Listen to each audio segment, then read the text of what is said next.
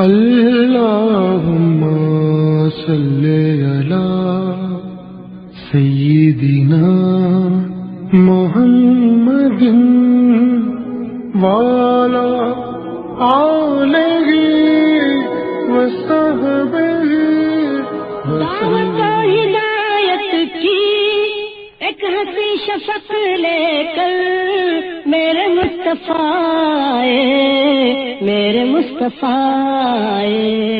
کفر کے اندھیروں میں نور کا طبق لے کر میرے مصطفیٰ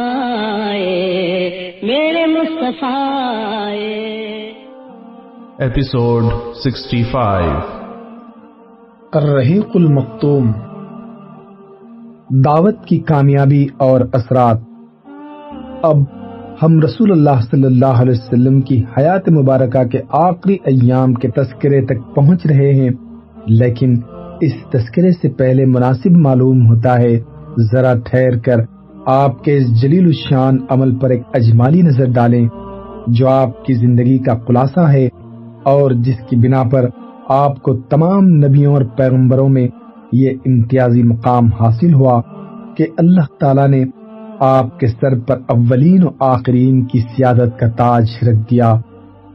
آپ صلی اللہ علیہ وسلم سے کہا گیا کہ یا ایھا المزمل قم اللیل الا قلیلا، اے چادر پوش رات میں کھڑا ہو مگر تھوڑا، اور یا ایھا المدثر قم فانذر، اے کمبل پوش اٹھ اور لوگوں کو سنگین انجام سے ڈرا دے۔ پھر کیا تھا، آپ صلی اللہ علیہ وسلم اٹھ کھڑے ہوئے اور اپنے کاندھوں پر اس روئے زمین کی سب سے بڑی امانت کا بار گرا اٹھائے مسلسل کھڑے رہے، یعنی ساری انسانیت کا بوجھ، سارے عقیدے کا بوجھ اور مختلف میدان میں جنگ و جہاد اور تگ و تاز کا بوجھ۔ آپ صلی اللہ علیہ وسلم نے اس انسانی ضمیر کے میدان میں جنگ و جہاد اور تگ و تاز کا بوجھ اٹھایا جو جاہلیت کے اوہام و تصورات کے اندر غرق تھا، جسے زمین اور اس کی گونگوں کشش کے بعد نے بوجھل کر رکھا تھا، جو شہوات کی بیڑیوں اور پھندوں میں جکڑا ہوا تھا، اور جب اس ضمیر کو اپنے بعض صحابہ کی صورت میں جاہلیت اور حیات عرضی کے تہدار تہبوج سے آزاد کر لیا تو ایک دوسرے میدان میں ایک دوسرا معرکہ، بلکہ معرکوں پر معرکے شروع کر دیے، یعنی دعوت الہی کے وہ دشمن جو دعوت اور اس پر ایمان لانے والوں کے خلاف ٹوٹے پڑ رہے تھے اور اس پاکیزہ پودے کو پنپنے، مٹی کے اندر جڑ پکڑنے، فضا میں شاخیں لہرانے اور پھلنے پھولنے سے پہلے اس کی نمود گاہی میں مار ڈالنا چاہتے تھے۔ ان دشمنان دعوت کے ساتھ آپ نے پہم معرکہ آرائیاں شروع کی، اور ابھی آپ جزیرت العرب کے معرکوں سے فارغ نہ ہوئے کہ روم نے اس نئی امت کو دبوچنے کے لیے اس کی سرحدوں پر تیاریاں شروع کر دیں۔ پھر ان تمام کارروائیوں کے دوران ابھی پہلا معرکہ یعنی ضمیر کا معرکہ ختم نہیں ہوا تھا، کیونکہ یہ دائمی معرکہ ہے، اس میں شیطان سے مقابلہ ہے اور وہ انسانی ضمیر کی گہرائیوں میں گھس کر اپنی سرگرمیاں جاری رکھتا ہے اور ایک لہجے کے لیے ڈھیلا نہیں پڑتا۔ محمد صلی اللہ علیہ وسلم دعوت اللہ کے کام میں جمے ہوئے تھے اور متفرق میدان کے پہم معرکوں میں مصروف تھے۔ دنیا آپ کے قدموں پر ڈھیر تھی، مگر آپ تنگ و ترشی سے گزر بسر کر رہے تھے۔ اہل ایمان آپ کے گردا گرد امن و راحت کا سایہ پھیلا رہے تھے، مگر آپ جہد و مشقت اپنائے ہوئے تھے، مسلسل اور کڑی محنت سے سابقہ، مگر ان سب پر آپ نے صبر جمیل اختیار کر رکھا۔ رات میں قیام فرماتے، اپنے رب کی عبادت کرتے، اس کے قرآن کی ٹھہر ٹھہر کر قرأت کرتے اور ساری دنیا سے کٹ کر اسی کی طرف متوجہ ہو جاتے جیسا کہ آپ کو حکم دیا گیا تھا۔ اس طرح آپ صلی اللہ علیہ وسلم نے مسلسل اور پہم معرکہ آرائی میں 20 برس سے اوپر گزار دیے، اور اس دوران آپ صلی اللہ علیہ وسلم کو کوئی ایک معاملہ دوسرے معاملے سے غافل نہ کر سکا، یہاں تک کہ اسلامی دعوت اتنے بڑے پیمانے پر کامیاب ہوئی کہ عقلیں حیران رہ گئیں۔ سارا جزیرۃ العرب آپ کے تابع فرمان ہو گیا، اس کے افق سے جاہلیت کا غبار چھٹ گیا، بیمار عقلیں تندرست ہو گئیں، یہاں تک کہ بتوں کو چھوڑ بلکہ توڑ دیا گیا اور توحید کی آوازوں سے فضا گونجنے لگی اور ایمان جدید سے حیات پائے ہوئے صحرا کا شبستان وجود اذانوں سے لرزنے لگا اور اس کی پہنائیوں کو اللہ اکبر کی صدائیں چیرنے لگیں۔ قاری قرآن مجید کی آیتیں تلاوت کرتے اور اللہ کے احکام قائم کرتے ہوئے شمال و جنوب میں پھیل گئے، بکھری ہوئی قومیں اور قبیلے ایک ہو گئے، انسان بندوں کی بندگی سے نکل کر اللہ کی بندگی میں داخل ہو گیا۔ اب نہ کوئی قاہر ہے نہ مقہور، نہ مالک ہے نہ مملوک، نہ حاکم ہے نہ محکوم، نہ ظالم ہے نہ مظلوم، بلکہ سارے لوگ اللہ کے بندے اور آپس میں بھائی بھائی ہیں، ایک دوسرے سے محبت رکھتے ہیں اور اللہ کے احکام بجا لاتے ہیں۔ اللہ نے ان سے جاہلیت کا غرور و نقوت اور باپ دادا پر فقر کا خاتمہ کر دیا۔ اب عربی کو اجمی پر اور اجمی کو عربی پر، گورے کو کالے پر، کالے کو گورے پر کوئی برتری نہیں، برتری کا معیار صرف تقویٰ ہے، ورنہ سارے لوگ آدم کی اولاد ہیں اور آدم مٹی سے تھے۔ غرض اس دعوت کی بدولت عربی وحدت، انسانی وحدت اور اجتماعی عدل وجود میں آ گیا۔ نوع انسانی کو دنیاوی مسائل اور اخروی معاملات میں سعادت کی راہ مل گئی۔ بالفاظ دیگر زمانے کی رفتار بدل گئی، روئے زمین متغیر ہو گیا، تاریخ کا دھارا مڑ گیا اور سوچنے کے انداز بدل گئے۔ اس دعوت سے پہلے دنیا پر جاہلیت کی کار فرمائی تھی، اس کا ضمیر متعفن تھا اور روح بدبو کر رہی تھی، قدریں اور پیمانے مختل تھے، ظلم اور غلامی کا دورہ تھا، فاجرانہ خوشحالی اور تباہ کن محرومی کی موج نے دنیا کو تہ و بالا کر رکھا تھا۔ اس پر کفر و گمراہی کے تاریک اور دبیز پردے پڑے ہوئے تھے، حالانکہ آسمانی مذاہب و ادیان موجود تھے، مگر ان میں تحریف نے جگہ پالی تھی اور ذوف صلاحیت کر گیا تھا، اس کی گرفت ختم ہو چکی تھی اور وہ محض بے جان و بے روح قسم کے جامد رسم و رواج کا مجموعہ بن کر رہ گئے تھے۔ جب اس دعوت نے انسانی زندگی پر اپنا اثر دکھایا تو روح انسان کو وہم خرافات، بندگی و غلامی، فساد و تعفن اور گندگی و انارکی سے نجات دلائی اور معاشرہ انسانی کو ظلم و طغیانی، پراگندگی و بربادی، طبقاتی امتیازات، حکام کے استبداد اور کاہنوں کے رسوا کن تسلط سے چھٹکارا دلایا اور دنیا کو عفت و نظافت، ایجادات و تعمیر، آزادی و تجدد، معرفت و یقین، وثوق و ایمان، عدالت و کرامات اور عمل کی بنیادوں پر زندگی کی بالیدگی، حیات کی ترقی اور حقدار کی حق رسائی کے لیے تعمیر کیا گیا۔ ان تبدیلیوں کی بدولت جزیرۃ العرب نے ایک ایسی بابرکت اٹھان کا مشاہدہ کیا جس کی نظیر انسانی وجود کے کسی دور میں نہیں دیکھی گئی، اور اس جزیرے کی تاریخ اپنی عمر کے ان یگانہ روزگار ایام میں اس طرح جگمگائی کہ اس سے پہلے کبھی نہیں جگمگائی تھی۔ حجۃ الوداع، دعوت و تبلیغ کا کام پورا ہو گیا اور اللہ کی الوہیت کے اثبات، اس کے ماں سوا کی الوہیت کی نفی اور محمد رسول اللہ صلی اللہ علیہ وسلم کی رسالت کی بنیاد پر ایک نئے معاشرے کی تعمیر و تشکیل عمل میں آ گئی۔ اب گویا غیبی ہاتف آپ کے قلب و شعور کو یہ احساس دلا رہا تھا کہ دنیا میں آپ کے قیام کا زمانہ اختتام کے قریب ہے۔ چنانچہ آپ نے حضرت معاذ بن جبل کو 10 ہجری میں یمن کا گورنر بنا کر روانہ فرمایا، رخصت کرتے ہوئے من جملہ اور باتوں کے فرمایا، اے معاذ، غالباً تم مجھ سے میرے اس سال کے بعد نہ مل سکو گے، بلکہ غالباً میری اس مسجد اور میری اس قبر کے پاس سے گزرو گے۔ اور حضرت معاذ یہ سن کر رسول اللہ کی جدائی کے غم سے رونے لگے۔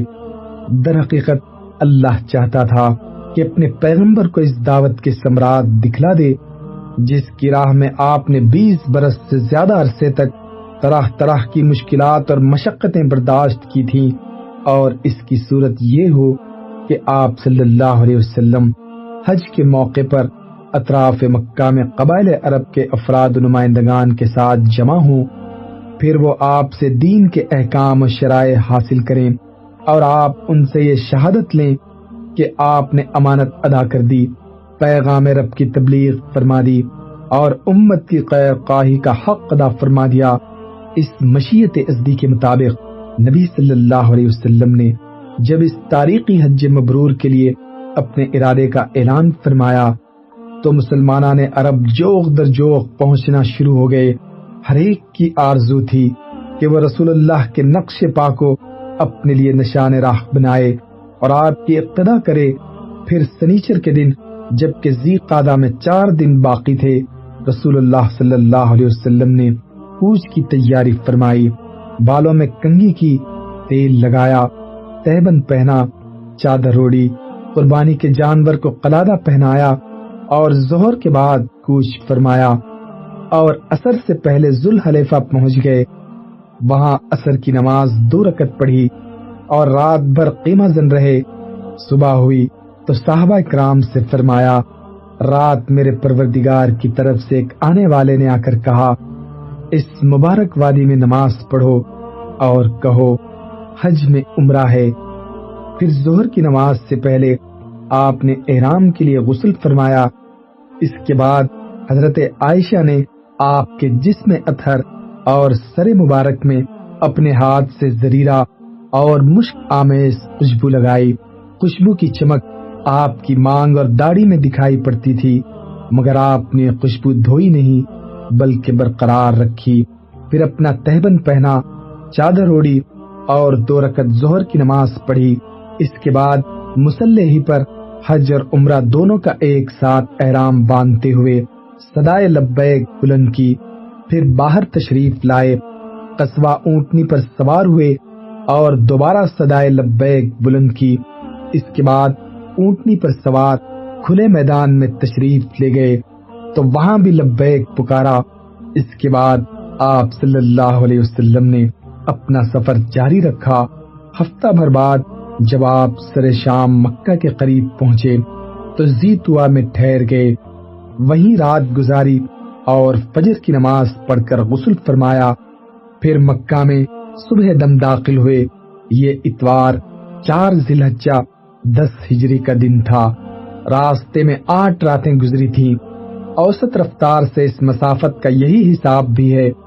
مسجد حرام پہنچ کر آپ نے پہلے خانہ کعبہ کا طواف کیا، پھر صفا مروہ کے درمیان سعی کی، مگر احرام نہیں کھولا کیونکہ آپ نے حج و عمرہ کا احرام ایک ساتھ باندھا تھا اور اپنے ساتھ ہدی یعنی قربانی کے جانور لائے تھے۔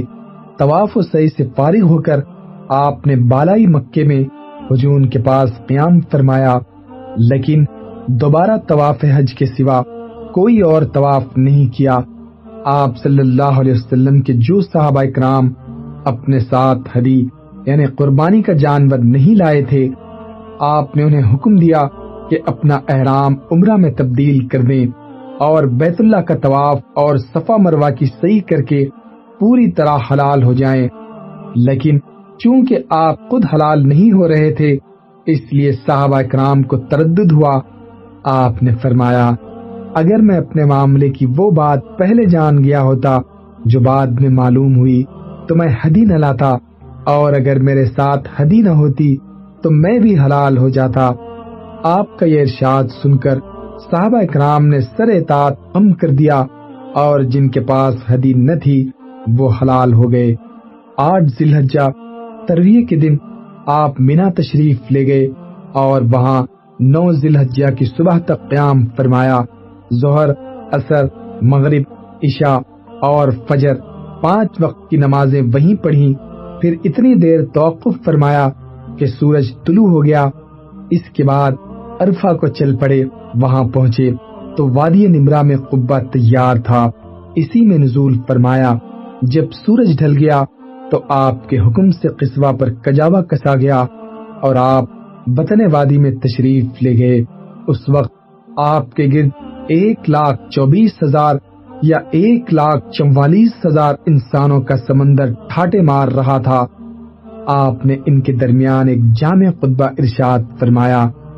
آپ صلی اللہ علیہ وسلم نے فرمایا، لوگو میری بات سن لو، کیونکہ میں نہیں جانتا، غالباً اپنے اس سال کے بعد اس مقام پر تم سے کبھی نہ مل سکوں گا۔ تمہارا خون اور تمہارا مال ایک دوسرے پر اسی طرح حرام ہے جس طرح تمہارے آج کے دن کی، رواں مہینے کی اور موجودہ شہر کی حرمت ہے۔ سن لو، جاہلیت کی ہر چیز میرے پاؤں تلے روندی گئی، جاہلیت کے خون بھی ختم کر دیے گئے، اور ہمارے خون میں سے پہلا خون جسے میں ختم کر رہا ہوں وہ ربی بن حارث کے بیٹے کا خون ہے۔ یہ بچہ بنو سعد میں دودھ پی رہا تھا کہ انہی ایام میں قبیلہ حذیل نے اسے قتل کر دیا اور جاہلیت کا سود ختم کر دیا گیا، اور ہمارے سود میں سے پہلا سود جسے میں ختم کر رہا ہوں وہ عباس بن عبد المطلب کا سود ہے۔ اب یہ سارا کا سارا سود ختم ہے۔ ہاں، عورتوں کے بارے میں اللہ سے ڈرو، کیونکہ تم نے انہیں اللہ کی امانت کے ساتھ لیا اور اللہ کے کلمے کے ذریعے حلال کیا۔ ان پر تمہارا حق یہ ہے کہ وہ تمہارے بستر پر کسی ایسے شخص کو نہ آنے دیں جو تمہیں گوارا نہیں۔ اگر وہ ایسا کریں تو تم انہیں مار سکتے ہو، لیکن سخت مار نہ مارنا۔ اور تم پر ان کا حق یہ ہے کہ تم انہیں معروف کے ساتھ کھلاؤ اور پہناؤ، اور میں تم میں ایسی چیز چھوڑے جا رہا ہوں، اگر تم نے اسے مضبوطی سے پکڑے رکھا تو اس کے بعد ہرگز گمراہ نہ ہوگے، اور وہ ہے اللہ کی کتاب۔ لوگو یاد رکھو، میرے بعد کوئی نبی نہیں اور تمہارے بعد کوئی امت نہیں، لہذا اپنے رب کی عبادت کرنا، 5 وقت کی نماز پڑھنا، رمضان کے روزے رکھنا، خوشی خوشی اپنے مال کی زکوٰۃ دینا، اپنے پروردگار کے گھر کا حج کرنا اور اپنے حکمرانوں کی اطاعت کرنا۔ ایسا کرو گے تو اپنے پروردگار کی جنت میں داخل ہوگے، اور تم سے میرے متعلق پوچھا جانے والا ہے تو تم لوگ کیا کہو گے؟ صحابہ نے کہا، ہم شہادت دیتے ہیں کہ آپ نے تبلیغ کر دی، پیغام پہنچا دیا اور خیر خواہی کا حق ادا فرما دیا۔ یہ سن کر آپ صلی اللہ علیہ وسلم نے شہادت کی انگلی کو آسمان کی طرف اٹھایا اور لوگوں کی طرف جھکاتے ہوئے 3 بار فرمایا، اے اللہ گواہ رہ، اے اللہ گواہ رہ، اے اللہ گواہ رہ۔ آپ کے ارشادات کو ربیع بن امیہ بن خلف اپنی بلند آواز سے لوگوں تک پہنچا رہے تھے۔ جب آپ خطبے سے فارغ ہو چکے تو اللہ عز و جل نے یہ آیت نازل فرمائی، الیوم اکملت لکم دینکم واتممت علیکم نعمتی ورضیت لکم اسلام دینا۔ آج میں نے تمہارے لیے تمہارا دین مکمل کر دیا اور تم پر اپنی نعمت پوری کر دی اور تمہارے لیے اسلام کو بحیثیت دین پسند کر لیا۔ جب یہ آیت نازل ہوئی تو حضرت عمر رونے لگے۔ نبی صلی اللہ علیہ وسلم نے دریافت کیا، کیوں روتے ہو؟ کہا کہ ہم لوگ اپنے دین کے تعلق سے زیادتی میں تھے، لیکن اب جب کہ وہ مکمل ہو گیا ہے تو جو چیز مکمل ہو جاتی ہے گھٹنے لگتی ہے۔ آپ نے فرمایا کہ تم نے سچ کہا۔ خطبے کے بعد حضرت بلال نے اذان اور پھر اقامت کہی۔ رسول اللہ صلی اللہ علیہ وسلم نے ظہر کی نماز پڑھی، اس کے بعد حضرت بلال نے پھر اقامت کہی اور آپ نے عصر کی نماز پڑھائی، اور ان دونوں نمازوں کے درمیان کوئی نماز نہیں پڑھی۔ اس کے بعد سوار ہو کر آپ جائے وقوف پر تشریف لے گئے، اپنی اونٹنی قصوہ کا شکم چٹانوں کی جانب کیا اور جبل مشاد کو سامنے کیا اور قبلہ رخ مسلسل اسی حالت میں وقوف فرمایا یہاں تک کہ سورج غروب ہونے لگا۔ تھوڑی زردی ختم ہوئی، پھر سورج کی ٹکیا غائب ہو گئی۔ اس کے بعد آپ صلی اللہ علیہ وسلم نے حضرت اسامہ کو پیچھے بٹھایا اور وہاں سے روانہ ہو کر مزدلفہ تشریف لائے۔ مزدلفہ میں مغرب اور عشاء کی نمازیں 1 اذان اور 2 اقامت سے پڑھی، درمیان میں کوئی نفل نماز نہیں پڑھی۔ اس کے بعد آپ صلی اللہ علیہ وسلم لیٹ گئے اور طلوع فجر تک لیٹے رہے۔ البتہ صبح نمودار ہوتے ہی اذان و اقامت کے ساتھ فجر کی نماز پڑھی اور اس کے بعد قصبہ پر سوار ہو کر مشعر حرام تشریف لائے اور قبلہ رخ ہو کر اللہ سے دعا کی اور اس کی تکبیر و تحلیل اور توحید کے کلمات کہے۔ یہاں اتنی دیر تک ٹھہرے رہے کہ خوب اجالا ہو گیا۔ اس کے بعد سورج طلوع ہونے سے پہلے پہلے مینا کے لیے روانہ ہو گئے اور اب کی بار حضرت فضل بن عباس کو اپنے پیچھے سوار کیا۔ بطن محصر میں پہنچے تو سواری کو ذرا تیزی سے دوڑایا، پھر جو درمیانی راستہ جمرے کبرا پر نکلتا تھا اس سے چل کر جمرے کبرا پر پہنچے۔ اس زمانے میں وہاں ایک درخت بھی تھا اور جمرے کبرا اس درخت کی نسبت سے بھی معروف تھا۔ اس کے علاوہ جمرے کبرا کو جمرے عقبہ اور جمرے اولا بھی کہتے ہیں۔ پھر آپ صلی اللہ علیہ وسلم نے جمرے کبرا کو 7 کنکریاں ماری، ہر کنکری کے ساتھ تکبیر کہتے جاتے۔ کنکریاں چھوٹی چھوٹی تھیں جنہیں چٹکی میں لے کر چلایا جا سکتا تھا۔ آپ صلی اللہ علیہ وسلم نے یہ کنکریاں بطن وادی میں کھڑے ہو کر ماری تھی۔ اس کے بعد آپ صلی اللہ علیہ وسلم قربان گاہ تشریف لے گئے اور اپنے دست مبارک سے 63 اونٹ ذبح کیے، پھر حضرت علی رضی اللہ عنہ کو سونپ دیا اور انہوں نے بقیہ 37 اونٹ ذبح کیے۔ اس طرح 100 اونٹ کی تعداد پوری ہو گئی۔ آپ صلی اللہ علیہ وسلم نے حضرت علی کو بھی اپنے ہدی میں شریک فرما لیا تھا۔ اس کے بعد آپ کے حکم سے ہر اونٹ کا ایک ایک ٹکڑا کاٹ کر ہانڈی میں ڈالا اور پکایا گیا۔ پھر آپ نے اور حضرت علی نے اس گوشت میں سے کچھ تناول فرمایا اور اس کا شوربہ پیا۔ بعد ازاں رسول اللہ صلی اللہ علیہ وسلم سوار ہو کر مکہ تشریف لے گئے، بیت اللہ کا طواف فرمایا، اسے طواف افاضہ کہتے ہیں، اور مکہ ہی میں ظہر کی نماز ادا فرمائی۔ پھر چاہ زمزم پر بنو عبد المطلب کے پاس تشریف لے گئے۔ وہ حجاج اکرام کو زمزم کا پانی پلا رہے تھے۔ آپ صلی اللہ علیہ وسلم نے فرمایا، بنو عبد المطلب تم لوگ پانی کھینچو۔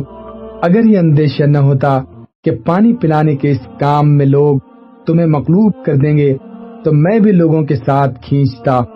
یعنی اگر صحابہ کرام رسول اللہ کو خود پانی کھینچتے ہوئے دیکھتے تو ہر صحابی خود پانی کھینچنے کی کوشش کرتا، اور اس طرح حجاج کو زمزم پلانے کا جو شرف بنو عبد المطلب کو حاصل تھا اس کا نظم ان کے قابو میں نہ رہ جاتا۔ چنانچہ عبد المطلب نے آپ صلی اللہ علیہ وسلم کو 1 ڈول پانی دیا اور آپ نے اس میں سے حسب خواہش پیا۔ آج یوم النحر تھا، یعنی ذی الحجہ کی 10 تاریخ تھی۔ نبی صلی اللہ علیہ وسلم نے آج بھی دن چڑھے چاشت کے وقت ایک خطبہ ارشاد فرمایا۔ خطبے کے وقت آپ خچر پر سوار تھے اور حضرت علی آپ کے ارشادات صحابہ کو سنا رہے تھے۔ صحابہ کرام کچھ بیٹھے اور کچھ کھڑے تھے۔ آپ نے آج کے خطبے میں بھی کل کی کئی باتیں دہرائیں۔ صحیح بخاری اور صحیح مسلم میں حضرت ابو بکرہ کا یہ بیان مروی ہے کہ نبی صلی اللہ علیہ وسلم نے ہمیں یوم النحر 10 ذی الحجہ کو خطبہ دیا اور فرمایا، زمانہ گھوم پھر کر اپنی اسی دن کی حیت پر پہنچ گیا ہے جس دن اللہ نے آسمان و زمین کو پیدا کیا تھا۔ سال 12 مہینے کا ہے، جن میں سے 4 مہینے حرام ہیں، 3 پے در پہ، یعنی ذی قعدہ، ذی الحجہ اور محرم، اور ایک رجب مضر جو جمادی الاخرہ اور شعبان کے درمیان ہے۔ آپ صلی اللہ علیہ وسلم نے یہ بھی فرمایا کہ یہ کون سا مہینہ ہے؟ ہم نے کہا اللہ اور اس کے رسول بہتر جانتے ہیں۔ اس پر آپ خاموش رہے، یہاں تک کہ ہم نے سمجھا کہ آپ اس کا کوئی اور نام رکھیں گے، لیکن پھر آپ صلی اللہ علیہ وسلم نے فرمایا، کیا یہ ذی الحجہ نہیں ہے؟ ہم نے کہا کیوں نہیں؟ آپ نے فرمایا یہ کون سا شہر ہے؟ ہم نے کہا اللہ اور اس کے رسول بہتر جانتے ہیں۔ اس پر آپ خاموش رہے یہاں تک کہ ہم نے سمجھا کہ آپ اس کا کوئی اور نام رکھیں گے، مگر آپ نے فرمایا کیا یہ بلدہ مکہ نہیں ہے؟ ہم نے کہا کیوں نہیں؟ آپ نے فرمایا اچھا تو یہ دن کون سا ہے؟ ہم نے کہا اللہ اور اس کے رسول بہتر جانتے ہیں۔ اس پر آپ خاموش رہے یہاں تک کہ ہم نے سمجھا آپ اس کا کوئی اور نام رکھیں گے، مگر آپ نے فرمایا کیا یہ یوم النحر قربانی کا دن یعنی 10 ذی الحجہ نہیں ہے؟ ہم نے کہا کیوں نہیں؟ آپ نے فرمایا اچھا تو سنو کہ تمہارا مال اور تمہاری آبرو ایک دوسرے پر ایسے ہی حرام ہے جیسے تمہارے اس شہر اور تمہارے اس مہینے میں تمہارے آج کے دن کی حرمت ہے، اور تم لوگ بہت جلد اپنے پروردگار سے ملو گے اور وہ تم سے تمہارے اعمال کے متعلق پوچھے گا، لہذا دیکھو میرے بعد پلٹ کر گمراہ نہ ہو جانا کہ آپس میں ایک دوسرے کی گردنیں مارنے لگو۔ بتاؤ کیا میں نے تبلیغ کر دی؟ صحابہ نے کہا ہاں۔ آپ نے فرمایا اے اللہ گواہ رہ جو شخص موجود ہے وہ غیر موجود تک میری باتیں پہنچا دے، کیونکہ بعض وہ افراد جن تک یہ باتیں پہنچائی جائیں گی وہ بعض سننے والوں سے کہیں زیادہ ان باتوں کو سمجھ سکیں گے۔ ایک روایت میں ہے کہ آپ صلی اللہ علیہ وسلم نے اس خطبے میں یہ بھی فرمایا یاد رکھو کوئی بھی جرم کرنے والا اپنے سوا کسی اور پر جرم نہیں کرتا، یعنی اس جرم کی پاداش میں کوئی اور نہیں بلکہ خود مجرم ہی پکڑا جائے گا۔ یاد رکھو کوئی جرم کرنے والا اپنے بیٹے پر یا کوئی بیٹا اپنے باپ پر جرم نہیں کرتا، یعنی باپ کے جرم میں بیٹے کو یا بیٹے کے جرم میں باپ کو نہیں پکڑا جائے گا۔ یاد رکھو شیطان مایوس ہو چکا ہے کہ اب تمہارے اس شہر میں کبھی بھی اس کی پوجا کی جائے گی، لیکن اپنے جن اعمال کو تم لوگ حقیر سمجھتے ہو ان میں اس کی اطاعت کی جائے گی اور وہ اسی سے راضی ہوگا۔ اس کے بعد ایام تشریق 11، 12، 13 ذی الحجہ کو مینا میں مقیم رہے۔ اس دوران آپ صلی اللہ علیہ وسلم حج کے مناسک بھی ادا فرما رہے تھے اور لوگوں کو شریعت کے احکام بھی سکھا رہے تھے، اللہ کا ذکر بھی فرما رہے تھے، سنت ابراہیمی کی سنن حدیثی قائم کر رہے تھے اور شرک کے آثار و نشانات کا صفایا بھی فرما رہے تھے۔ آپ صلی اللہ علیہ وسلم نے ایام تشریق میں بھی ایک دن خطبہ دیا، چنانچہ سنن ابی داؤد میں بسند حسن مروی ہے کہ حضرت سرا بنت نبہان نے فرمایا کہ رسول اللہ صلی اللہ علیہ وسلم نے ہمیں روز کے دن خطبہ دیا اور فرمایا کیا یہ ایام تشریق کا درمیانی دن نہیں ہے؟ آپ کا آج کا خطبہ بھی کل یعنی یوم النحر کے خطبے جیسا تھا، اور یہ خطبہ سورہ نصر کے نزول کے بعد دیا گیا۔ ایام تشریق کے خاتمے پر دوسرے یوم النفر یعنی 13 ذی الحجہ کو نبی صلی اللہ علیہ وسلم نے مینا سے کوچ فرمایا اور وادی البطحہ میں بنو کنانہ میں فروکش ہوئے۔ دن کا باقی ماندہ حصہ اور رات وہیں گزاری اور ظہر، عصر، مغرب اور عشاء کی نمازیں وہیں پڑھیں۔ البتہ عشاء کے بعد ایک نیند سو کر اٹھے، پھر سوار ہو کر بیت اللہ تشریف لے گئے اور طواف وداع فرما آئے، اور اب تمام مناسک حج سے فارغ ہو کر آپ صلی اللہ علیہ وسلم نے سواری کا رخ مدینہ منورہ کی راہ پر ڈال دیا، اس لیے نہیں کہ وہاں پہنچ کر راحت فرمائیں، بلکہ اس لیے کہ اب پھر اللہ کی خاطر اللہ کی راہ میں ایک نئی جدوجہد کا آغاز فرمائیں۔ آخری فوجی مہم۔ جیسا کہ مان کے رومی گورنر رومن امپائر کی کبریائی کو گوارا نہ تھا، وہ اسلام اور اہل اسلام کے زندہ رہنے کا حق تسلیم کرے، اسی لیے اس کے قلمرو میں رہنے والا کوئی شخص اسلام کا حلقہ بگوش ہو جاتا تو اس کے جان کی قید نہ رہتی، جیسا کہ مان کے رومی گورنر حضرت فروہ بن عمرو جذامی کے ساتھ پیش آ چکا تھا۔ اس جرت بے محابہ اور اس غرور بیجا کے پیش نظر رسول اللہ صلی اللہ علیہ وسلم نے سفر 11 ہجری میں ایک بڑے لشکر کی تیاری شروع فرمائی اور حضرت اسامہ بن زید کو اس کا سپہ سالار مقرر فرماتے ہوئے حکم دیا۔ بلقا کا علاقہ اور دارون کی فلسطینی سرزمین سواروں کے ذریعے روند آؤ۔ اس کاروائی کا مقصد یہ تھا کہ رومیوں کو خوف زدہ کرتے ہوئے ان کے حدود پر واقع عرب قبائل کا اعتماد بحال کیا جائے اور کسی کو یہ تصور کرنے کی گنجائش نہ دی جائے کہ کلیسا کے تشدد پر کوئی باس پرس کرنے والا نہیں، اور اسلام قبول کرنے کا مطلب صرف یہ ہے کہ اپنی موت کو دعوت دی جا رہی ہے۔ اس موقع پر کچھ لوگوں نے سپہ سالار کی نوعمری کو نکتہ چینی کا نشانہ بنایا اور اس مہم کے اندر شمولیت میں تاخیر کی۔ اس پر رسول اللہ صلی اللہ علیہ وسلم نے فرمایا کہ اگر تم لوگ ان کی سپہ سالاری پر تانا زنی کر رہے ہو تو ان سے پہلے ان کے والد کی سپہ سالاری پر تانا زنی کر چکے ہو، حالانکہ وہ اللہ کی قسم سپہ سالاری کے اہل تھے اور میرے نزدیک محبوب ترین لوگوں میں سے تھے، اور یہ بھی ان کے بعد میرے نزدیک محبوب ترین لوگوں میں سے ہیں۔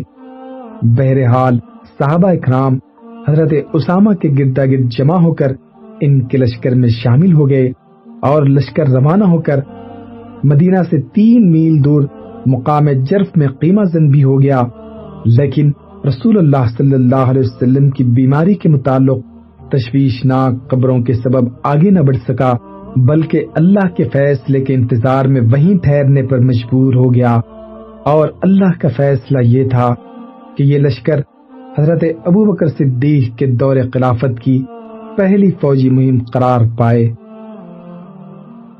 اللہم صلی علی محمد وعلی آلہ وصحبہ وسلم۔ اللہ